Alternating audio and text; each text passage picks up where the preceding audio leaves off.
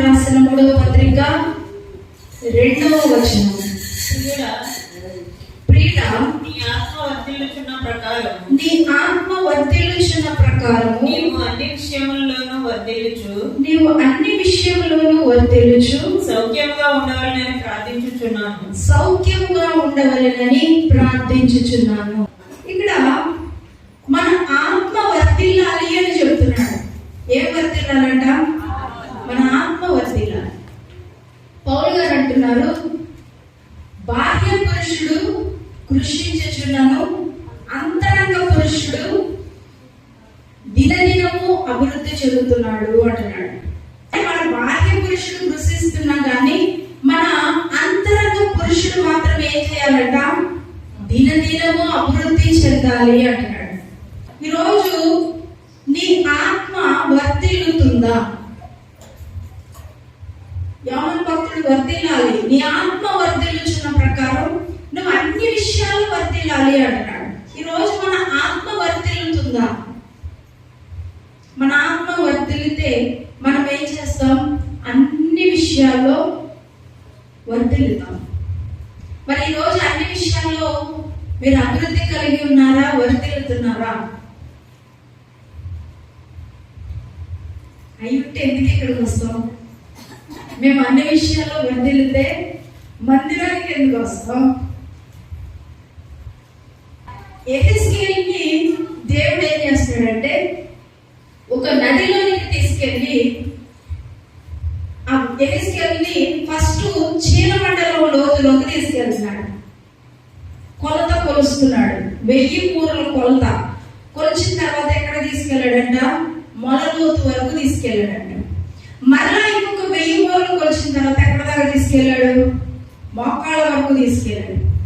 మరలా ఇంకొక 1000 మూరలు కొలిచి ఎక్కడ తీసుకెళ్తున్నాడు? ముందుకెళ్తున్నాడా? వెనక్కి వస్తున్నాడా? ముందుకు తీసుకెళ్తున్నాడు. మొల లోతు దాకా తీసుకొచ్చాడు. తర్వాత మరలా 1000 మూరలు కొలిసి ఎక్కడ తీసుకెళ్ళాడు? అసలు మనకి లోతులు అనుభవాలు అయ్యే తెలియదు. ఆ 4 అనుభవాలు చెప్పండి. ఫస్ట్ చీలమండల అనుభవం, 2 మోకాళ్ళ అనుభవం, మనకి అది లేదు కదా, 3 మొల లోతు, తర్వాత ఈదలేనంత లోతు. 4 కొలతల్లోకి దేవుడు యెహెజ్కేలుని తీసుకెళ్లి చివరికి ఏం చేస్తున్నాడంటే ఆ నది ప్రవాహంలో కొట్టుకుపోయేలా చేశాడు. అంటే ఒక వ్యక్తి ఎలా అభివృద్ధి చెందాలి అంటే అంచెలంచెలుగా అభివృద్ధి చెందుతా రావాలి. దేవునికి ఆత్మ వర్ధిల్లాలి. ఎదుగుదల ఉందా ఈరోజు మన ఆత్మకి? ఆత్మ వర్ధిల్లడం అనే కొలతలో మీరు ఎక్కడున్నారు? ఏ కొలత దగ్గర ఆగిపోయారు? ఒకసారి ఆలోచన చేయండి. పౌలు అంటున్నాడు, మనల్ని మనమే పరీక్షించుకోవాలంట. ఈరోజు మనల్ని మనం పరీక్షించుకుందాం. ఆత్మీయ జీవితంలో మన ప్రయాణంలో ఏ కొలత దగ్గరికి వచ్చి ఆగిపోయాం? ఏ ఎదుగుదల దగ్గర మనం ఆగిపోయాం? లేకపోతే ఏ ఎదుగుదల దగ్గర నువ్వు ఉన్నావు? నీ స్థితి ఏంటి? నీ స్థానం ఏంటి? ఈరోజు ఏ అనుభవంలో మనం ఆగిపోయామో మనల్ని మనమే పరీక్షించుకోవాలి. దేవునికి ఆత్మానుసారంగా నడవాలి అని పౌలు చెప్తున్నాడు. ఆత్మానుసారంగా నడిస్తే కనుక నువ్వు శరీరేచ్ఛల్ని నెరవేర్చవు అంటుంది దేవుని వాక్యం. అంటే మనము ఎలా నడవాలి? ఇప్పుడు ఆత్మ చేత నడిపించబడాలి. నీ ఆత్మ వర్ధిల్లితే నువ్వు అన్ని విషయాల్లో వర్ధిల్లుతావు. కానీ ఈ విషయం చాలా మందికి అర్థం కావట్లేదు. ఆత్మీయంగా వర్ధిల్లితే అన్ని విషయాల్లో కూడా నువ్వు ఏం చేస్తావంట? వర్ధిల్లుతావంట. కానీ మనం ఏం చేస్తున్నాం? శరీర విషయంలో మాత్రం వర్ధిల్లుతా ఉన్నాం. అందుకనే మన ఆత్మ ఏ స్థితికి వెళ్ళిపోయిందంటే చచ్చిపోయిన స్థితికి వెళ్ళిపోయింది. మన ఆత్మ చచ్చిపోయింది. అందుకనే పౌలు అంటున్నాడు, జీవిస్తున్నారు అన్న పేరు మాత్రం ఉంది కానీ మీరందరూ నిద్రపోతున్నారు, మీరందరూ మృతులే అంటున్నాడు. పేరుకు మాత్రమే మేము బ్రతుకున్నాం, జీవంతో ఉన్నాం, చలిస్తున్నాం, తింటున్నాం, తాగుతున్నాం, పడుకున్నాం.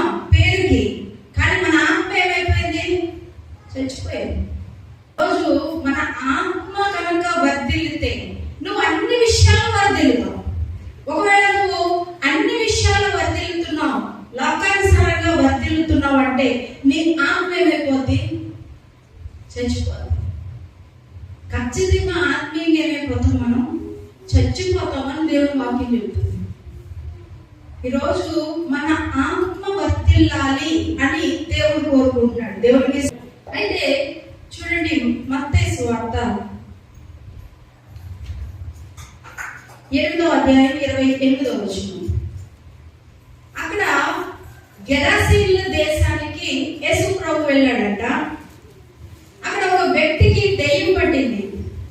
అతనిలో ఎన్ని దెయ్యాలు ఉన్నాయంటే 2000 దెయ్యాలు ఉన్నాయి. 2000 దెయ్యాలు పట్టి పీడింపబడతా ఉన్నాడు. వాడికి రాత్రి ఏంటో తెలియదు, పగలేంటో తెలియదు. రాత్రి పగలు ఎక్కడ తిరుగుతున్నాడంటే సమాధుల మీద పడి తిరుగుతా ఉన్నాడు. ఆ దారి గుండా ఎవరైతే వెళ్తున్నారో వారందరినీ గాయపరుస్తున్నాడంట. తనకి తానే గాయపరుచుకుంటున్నాడు. రాళ్ళు పెట్టి కొట్టుకుంటున్నాడు. తన శరీరం అంతా గాయాలు. ఆ దారిలో ఎవరు వెళ్ళినా వాళ్ళని కూడా విడిచిపెట్టట్లేదు. వాళ్ళని కూడా భయంకరంగా బాధిస్తూ ఉన్నాడు. వాడు తనకి తానే గాయాలు చేసుకుంటున్నాడని తెలిసి అక్కడ ఉన్నటువంటి ఊర్లో వాళ్ళు, వాళ్ళ బంధువులు కావచ్చు, వాళ్ళందరూ ఏం చేస్తారంటే తన చేతులకి కాళ్ళకి సంఖ్యలు వేస్తారు. వాడు ఆ సంఖ్యలు ఏం చేశాడంట? తుత్తునీలుగా చేసేసాడంట. వాడు చేశాడా? వాడిలో ఉన్న దెయ్యాలు చేసి సంఖ్యల్ని తుత్తునీలుగా చేసేసినాయి అంట. వాడి పరిస్థితి ఎంత దారుణంగా ఉందో చూడండి. ఆధ్యాత్మికంగా వాడు చచ్చిపోయిన స్థితిలో ఉన్నాడు. శారీరకంగా చూస్తే గాయాలు, మానసిక స్థితి సరిగా లేదు. వాడు ఎక్కడ తిరుగుతున్నాడో వాడికి తెలియట్లేదు, ఏం చేస్తున్నాడో తెలియట్లేదు. సామాజికంగా చూస్తే ఊర్లో వాళ్ళందరూ వాడిని వెలేసేసారు. ఎవ్వరూ అతన్ని దగ్గరికి తీసుకోవట్లేదు, అతని దగ్గరికి ఎవరు వెళ్ళట్లేదు. అంటే వాడి పరిస్థితి ఎలా ఉంది అంటే ఆత్మీయంగా చచ్చిపోయి ఉన్నాడు, శారీరకంగా ఎలా ఉన్నాడు? గాయాలు, మానసిక స్థితి సరిగా లేదు, సామాజికంగా కూడా వాడు బాలేడు. ఇది లోకంలో ఉన్న ఒక పాపి యొక్క స్థితి. ఒక పాపాత్ముడి యొక్క స్థితి ఎలా ఉంటది అని అంటే వాడి యొక్క ఆత్మ చచ్చిపోయి ఉంటది, శరీరం ఆరోగ్యంగా ఉండదు, మానసిక స్థితి, మానసిక ఒత్తిడులు ఉంటాయి. సామాజికంగా చూస్తే సమాజంలో వాళ్ళకి విలువ ఉంటుంది. ఇది ఒక పాపాత్ముడి యొక్క స్థితి. ఈ దెయ్యం పట్టిన వ్యక్తిని మనం చూస్తే ఈరోజు మన స్థితి ఎలా ఉంది అంటే వీడి స్థితిలాగే ఉంది. జీవిస్తున్నాము అన్న పేరు మాత్రం ఉంది కానీ ఏ విషయంలో కూడా ఏం లేదు, అభివృద్ధి లేదు. అంటే వాళ్ళు ఏం చేస్తున్నారో వాళ్ళకి తెలియదు. వాళ్ళు ఏ ఆలోచన తీసుకుంటున్నారో లేకపోతే ఏ నిర్ణయం తీసుకుంటున్నారో వాళ్ళకే తెలియదు. ఎంత భయంకరమైన నిర్ణయాలు తీసుకుంటారు కదా. చాలా భయంకరమైన నిర్ణయాలు తీసుకోవడానికి కారణం ఏంటి అంటే వాళ్ళలో ఉన్న దెయ్యం. ఒక సామాన్యమైన మానవుడి దగ్గర నుండి అగ్ర దేశాలను పరిపాలిస్తున్నటువంటి నాయకులు కూడా వాళ్ళు తీసుకునే నిర్ణయాలు ఎంత భయంకరమైనవో, ఎంత ప్రాణాంతకమైనవో, ఎంత దారుణమైనవో ఒకసారి ఆలోచన చేయాలి మనం. ఇటీవల కాలంలో మన భారతదేశంలో కూడా ఒక చట్టం వచ్చేసింది, మీకు తెలుసో తెలియదు. తీర్పు వచ్చింది, ఒక చట్టం వచ్చింది, ఒక నిర్ణయాన్ని తీసుకున్నారు గవర్నమెంట్. ఏమని అంటే వ్యభిచారం చేయడం నేరం కాదు, వాళ్ళ వృత్తిపరంగా వారిని వదిలేయండి, అది ఒక వృత్తిగా పరిగణించండి అని ఒక చట్టం తీసుకొచ్చారు. చాలా దేశాలు ఇప్పటికే అది నేరం కాదు అని అంగీకరించింది. చాలా దేశాలు అంగీకరించింది. క్రికెట్ ఆడుతున్నటువంటి టీంలో ఉమెన్స్ ఆడేటటువంటి క్రికెట్ లో 2 స్త్రీలు వివాహం చేసుకున్నారు. ఆడవాళ్ళు వివాహం, మగవాళ్ళు వివాహం. ఇవన్నీ ఏ చట్టాలు చూడండి, చూడండి ఎలాంటి నిర్ణయాలు తీసుకుంటారో చూడండి. పెద్ద పెద్ద నాయకులు, అగ్రదేశాన్ని పరిపాలిస్తున్న నాయకులు తీసుకున్న నిర్ణయాలు వాళ్ళు ఏం చేస్తారో వాళ్ళకి తెలియట్లేదు. ఇక్కడ గెరాసీయుల దేశంలో ఉన్నటువంటి వ్యక్తి దెయ్యాలు 2000 దెయ్యాల చేత బంధింపబడిన వ్యక్తి ఏం చేస్తున్నాడో వాడికే తెలియదు. సమాధుల మీద పడి తిరుగుతున్నాడు, గాయపరుచుకుంటున్నాడు, వచ్చిన వాళ్ళందరినీ గాయపరుస్తున్నాడు, అరుస్తున్నాడు, కేకలు వేస్తున్నాడు. వాడి యొక్క ఆలోచనలు సరిగా లేవు, వాడు తీసుకునే నిర్ణయాలు కరెక్ట్ గా లేవు. ఆడిని గీసేసుకుంటున్నాడు, రక్తం కార్చుకుంటున్నాడు, గాయపరుచుకుంటున్నాడు. ఇంత భయంకరమైనటువంటి చట్టాలు వస్తా ఉన్నాయి. ఇక సామాన్యమైన మానవుడి యొక్క పరిస్థితి ఎలా ఉంటుందో చూడండి. వ్యభిచారం అనేది నేరం కాదు అది ఒక వృత్తి అని ఒక చట్టాన్ని తీసుకొస్తే సామాన్యమైన మనుషులు, మానవుల యొక్క పరిస్థితి ఏంటి? మానవ జీవితానికి హద్దులున్నాయి. జీవితానికి దేవుడు ఏం చేశాడంటే హద్దులు నిర్మించాడు, అవి దాటకూడదు. మన జీవితంలో మనం ఎలా జీవించాలో, ఎలా నడవాలో ఒక నియమాన్ని పెట్టాడు, నియమావళిని పెట్టాడు యేసు ప్రభువు. ఆ నియమావళిని మనం దాటకూడదు. కంచె పెట్టాడు, కంచె దాటకూడదు. ఆజ్ఞలు ఇచ్చాడు, ఆజ్ఞని అతిక్రమించకూడదు. ఒకవేళ అతిక్రమిస్తే దానికి ఖచ్చితంగా శిక్ష ఉంది. ఇక్కడ ఉన్న చట్టాన్ని బట్టి అది పాపం కాదు, నేరం కాదు అని మనం పరిగణించి మనం కూడా అదే పాటించితే అపవాది యొక్క ఆలోచనలో అపవాది చేత బంధింపబడి వాళ్ళు తీసుకునే నిర్ణయాన్ని మనం ఆచరిస్తే ఏమైపోతాం? దేవుని యొక్క ఆజ్ఞలు మీరుతాం. దేవుని ఆజ్ఞలు మీరితే ఖచ్చితంగా మనకి ఏముందంట? శిక్ష ఉంది అంటున్నాడు. భయంకరమైన దినాలకు మనం వచ్చేసాం. ఎలా బ్రతకాలి, ఎంత జాగ్రత్తగా బ్రతకాలో చూడండి. ఇశ్రాయేలు ప్రజలకి అన్ని ఆజ్ఞలు, కట్టడలు, నియమాలు పెడితేనే వాళ్ళు ఏం చేస్తారంట? పాపం చేస్తా ఉన్నారంట. ఇప్పుడు గవర్నమెంట్ ఏమో అది పాపం కాదు, అది నేరం కాదు అని చక్కగా దాన్ని పక్కన పెట్టేస్తే ఇప్పుడు మన పరిస్థితి ఏంటి? ఎప్పుడైనా ఆలోచించారు అసలు? పాపం ఎలా విస్తరిస్తుందో చూడండి. అపవాది ఎవరిని విడిచిపెట్టట్లేదు, అధికారంలో ఉన్న నాయకులను కూడా విడిచిపెట్టట్లేదు. వాళ్ళ దగ్గర ఉన్న అధికారాన్ని ఉపయోగించుకొని ఏవేవో నిర్ణయాలు తీసుకునేలా చేస్తుంది. ఏవేవో చట్టాలు వస్తున్నాయి. దేవుని చట్టం నుండి తప్పించుకోవడం ఎవరి వల్ల కాదు. ఆయన ఇచ్చిన ఆజ్ఞలు పాటించకుండా మన ఇష్టానుసారంగా మనం జీవిస్తే మనకి ఖచ్చితంగా శిక్ష ఉంది. దేవుడు మనకి ఇచ్చిన వాక్యాన్ని జాగ్రత్తగా మనం ఆలోచన చేస్తూ ఆ వాక్యాన్ని మన జీవితానికి అన్వయించుకుంటూ మనం జీవించడం చాలా ప్రాముఖ్యం. లూకా సువార్త 8వ అధ్యాయం 26వ వచనం. బట్టలు లేవంట వాడికి, బట్టలు వేసుకోవట్లేదు, సమాధులు తిరుగుతున్నాడు, గాయపరుచుకుంటా ఉన్నాడు. ఏమని పిలుస్తున్నాడు యేసు ప్రభువుని చూసి? వాడు యేసును చూసి కేకలు వేసి ఆయన ఎదుట సాగిలపడి. చూడండి, ఒక 2000 దెయ్యాలు పట్టిన ఒక వ్యక్తి వచ్చి యేసు ప్రభువుని చూసి అంటున్నాడు, పరిగెట్టుకుంటా వచ్చి యేసును చూసి కేకలేస్తా ఆయన ఎదుటికి వచ్చేసరికి ఏం చేశాడట? మోకాలు వేసాడట, సాగిలపడి నమస్కారం చేసి తర్వాత యేసు సర్వోన్నతుడైన దేవుని కుమారుడా, నాతో నీకేమి చక్కగా చెబుతున్నాడు చూడండి. ఆ దెయ్యం పట్టినాడు. ఆ దెయ్యానికి ఎంత చక్కగా తెలిసిందో అన్ని విషయాలు. యేసు ప్రభువును చూడగానే సాగిల పడాలి, మోకాళ్ళు వేయాలి, ఆయనకి నమస్కరించాలి అని తెలిసింది. తర్వాత ఆయన యొక్క శక్తి ఏంటో, ఆయన ఎవరో చెప్తుంది. తర్వాత అంటుంది కాలం ఇంకా రాలేదు. ఒక కాలం వస్తాది అన్న విషయం ఎవరికి తెలుసు?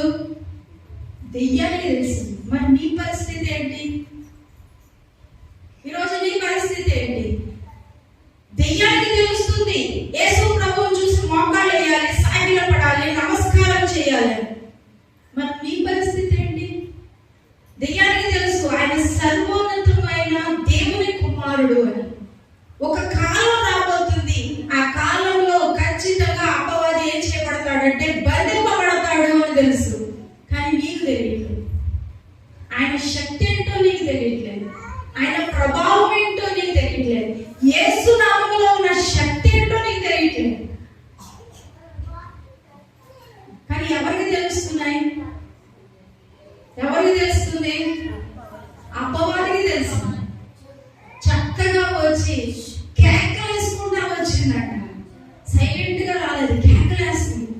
కేకలేసుకుంటా యేసు ప్రభు దగ్గరికి వచ్చి సాగిలు పడిపోయి నమస్కారం చేస్తాను. నువ్వు ఎప్పుడన్నా సాగిలు పడ్డావా?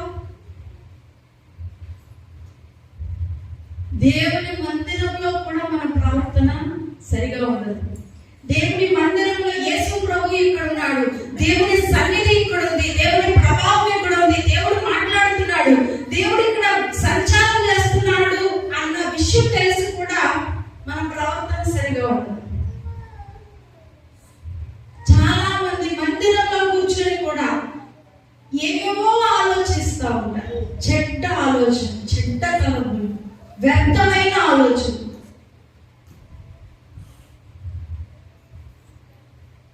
కనీసం దేవుని మందిరంలోకి వచ్చినప్పుడన్నా మనం ఎలా రావాలంట? ఒడుగుతో, భయంతో రావాలంట. ఏది భయం? మనకుందా భయం? ఇక్కడ ఇందాక యేసు నామాన్ని ఉచ్చరించండి అంటే ఒక్కొక్కడు ఒక్కోలాగా ఏదో ఆరాధన జరుగుతుంది, పాడాలి అని పాడుతున్నారు కొంతమంది. నువ్వు నిజంగా యేసు నామాన్ని నీ హృదయంలో నుండి కనుక నువ్వు పిలిస్తే ఖచ్చితంగా ఈరోజు అద్భుతం జరిగేది నీ జీవితంలో. విడుదల కలుగుతాయి, బంధకాలు తెగిపోతాయి. యేసు నామంలో అంత శక్తి ఉంది. ఏమంటాడు? యేసు నామాన్ని వ్యర్థంగా ఉచ్చరించకూడదంట. వ్యర్థంగా మనం మాట్లాడకూడదు. సరదాకి యేసు నామాన్ని మాట్లాడకూడదు. సరదాగా జోకులు వేసుకోవడానికి యేసు నామాన్ని ఉచ్చరించకూడదు. ఎందుకంటే ఆయన నామంలో చాలా శక్తి ఉంది. దాన్ని వ్యర్థంగా వాడకూడదు, జోక్స్ వేసుకోకూడదు దాని మీద. అది చాలా పవిత్రమైన నామం. భూమి మీద పరిశుద్ధుడు అంటూ ఉన్నాడు అనంటే అది కేవలం యేసు ప్రభు ఒక్కడే. ఎన్నో మత గ్రంథాలు దాన్ని ప్రూవ్ చేసింది. యేసు ఒక్కడే పరిశుద్ధుడు. నేను పరిశుద్ధుని అని చెప్పుకోగలిగిన దేవుడు ఉన్నాడు అంటే ఆయన కేవలం యేసు ప్రభు. హల్లెలూయా, హల్లెలూయా. ఆయన నామం మధురమైన నామం అంట. యేసునామం, యేసునామం మనం పాడుతూ ఉంటే ఎంత మధురంగా ఉంటారు. మన హృదయంలో మన బాధ, మన వేదన అంతా తొలగిపోతుంది. చేదుపోద్ది, మధురంగా తేనె దిగిపోద్ది. చేదంతా తీసేసి గిన్నె, పాత్ర, హృదయం అనే పాత్ర శుభ్రంగా పెట్టుకొని వస్తే దాంట్లో ఏం చేస్తాడంటే యేసు ప్రభు యేసు అనే మధురమైన నామాన్ని తిప్పేస్తాడు. ఎలా కనబడుతుంది? నీకు ఎలా అనిపిస్తుంది అంటే హృదయంలో మధురం ఉన్నట్టు అనిపిస్తుంది. మన జీవితాలు కూడా మనకు కావాల్సిన అన్ని కలిపేసుకొని యేసు నామంలో ఉన్న మధురం దిగాలి అంటే ఏం దిగుతుంది చెప్పండి? దిగుతుందా? దిగుతా. ఈ అపవాది చేత బంధింపబడిన వ్యక్తి ఏమని పిలుస్తున్నాడు యేసు ప్రభుని అంటే సర్వోన్నతమైన దేవుని కుమారుడా. నీకు తెలుసా యేసు ప్రభు సర్వోన్నతమైన దేవుని కుమారుడని? తెలిస్తే నువ్వు ఎందుకు ఉంటావు? దేవుని సన్నిధిలో ఒడుగుతో, భయంతో. ఆయన దేవాది దేవుడు, సర్వశక్తివంతుడు. ఆయన ఏమైనా చేయగలడు. ఆయన నామం ఉచ్చరించడానికి కూడా నేను యోగ్యుడే కాదు అనిపిస్తుంది. అంటే ఆయన నామంలో ఏముందంట? పరిశుద్ధత ఉంది. పరిశుద్ధమైన నామం. ఏమని ప్రార్థన చేస్తాం మనం?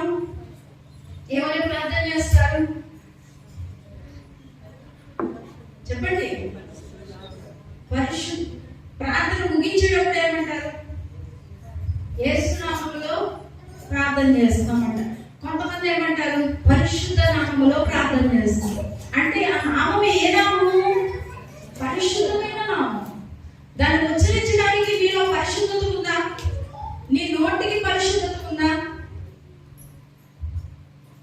కానీ మనం ఏం చేస్తాం?